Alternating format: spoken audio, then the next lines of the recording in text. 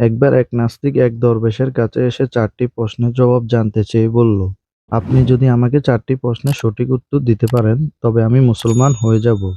প্রশ্ন ৪টি হলো: ১. বলা হয় যে আল্লাহ সকল কিছুর স্রষ্টা।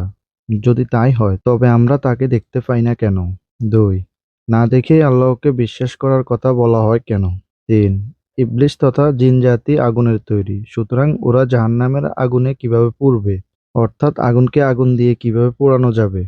৪. বলা হয় যে আল্লাহর ইচ্ছা ছাড়া কিছুই হয় না। যদি তাই হয়, তবে মানুষ তার কৃতকর্মের জন্য শাস্তি পাবে কেন? প্রশ্ন ৪টির উত্তর জানতে হলে পুরো ভিডিওটি দেখতে হবে। পুরো ভিডিওটি দেখার আগে আমার চ্যানেলটি সাবস্ক্রাইব করে দিবেন।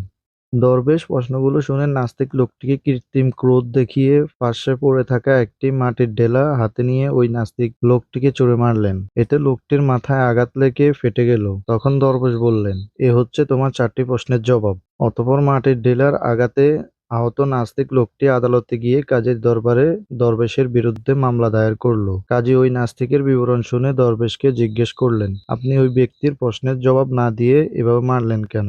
উত্তরে দরবেশ বললেন, এই হচ্ছে তার ৪টি প্রশ্নের সঠিক জবাব। এর দ্বারা তাকে আহত করা আমার উদ্দেশ্য ছিল না। ঢিল ছুঁড়ে কিভাবে প্রশ্ন ৪টির জবাব দেওয়া হলো, এর রহস্য উদ্ঘাটন করার অনুরোধ করা হলে দরবেশ বললেন, লোকটির প্রথম প্রশ্ন ছিল, আল্লাহ সবকিছু স্রষ্টা, অথচ তাকে দেখা যায় না কেন? জবাব হলো, ঢিলের আঘাতে এ ব্যক্তি ব্যথা পাওয়ার কথা বলেছে, এর অস্তিত্ব কোথায়? ব্যথার যদি অস্তিত্ব থেকেই থাকে, তবে তা দেখা যায় না কেন? ব্যথা বিদ্যমান থাকা সত্ত্বেও যেমন তা চোখে দেখা যায় না, তেমনি আল্লাহর অস্তিত্বশীল হওয়া সত্ত্বেও তাকে চর্মচোখে দেখা যায় না। তার দ্বিতীয় প্রশ্ন ছিল, আল্লাহকে না দেখে বিশ্বাস করব কেন? চোখে না দেখে যদি ব্যথার কথা বিশ্বাস করা যায়, তবে আল্লাহকে না দেখে বিশ্বাস করতে অসুবিধা কোথায়? তৃতীয় প্রশ্ন ছিল, শয়তান ও জিন আগুনের তৈরি হয়েও জাহান্নামে আগুনে পুড়বে কিভাবে? উত্তর, মানুষও মাটির তৈরি। মাটির তৈরি মানুষকে যদি মাটির ডেলার আঘাতে ব্যথা দেওয়া যায়, তবে আগুনের তৈরি জিনকে আগুনে পোড়ানো যাবে না কেন? চতুর্থ নাম্বার প্রশ্ন, আল্লাহর ইচ্ছা ছাড়া কোনো কিছু ঘটে না, তাহলে মানুষের কৃতকর্মের জন্য মানুষকে শাস্তি দেওয়া হবে কেন? উত্তর, আল্লাহর ইচ্ছায় যখন সবকিছু হয়, তবে ঢিলছুড়া, তার গায়ে আঘাত লাগা, রক্তপাত ও ব্যথা সবই তো তার ইচ্ছাতে হয়েছে।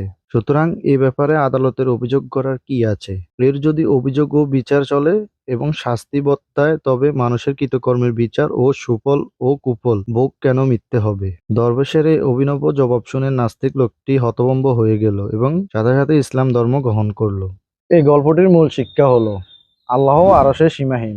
সূরা তহা ৫ নম্বর আয়াত। তিনি সেখান থেকে গোটা সৃষ্টি জগৎ পরিচালনা করেন। তার এখতিয়ারের বাইরে কোনো কিছুই নেই। তাকে না দেখে বিশ্বাস করার নামই হচ্ছে ঈমান। সবকিছুই তার আয়ত্তাধীন। তিনি যা বলবেন তাই হয়ে যাবে। তিনি অসীম। তিনি সর্বক্ষমতার অধিকারী। অপূর্ণ জ্ঞান দিয়েই তার সৃষ্টির বিশালতাকে আয়ত্ত করতে যায় বলেই নাস্তিকরা বিভ্রান্ত হয়। তার অস্তিত্ব সবখানে রয়েছে।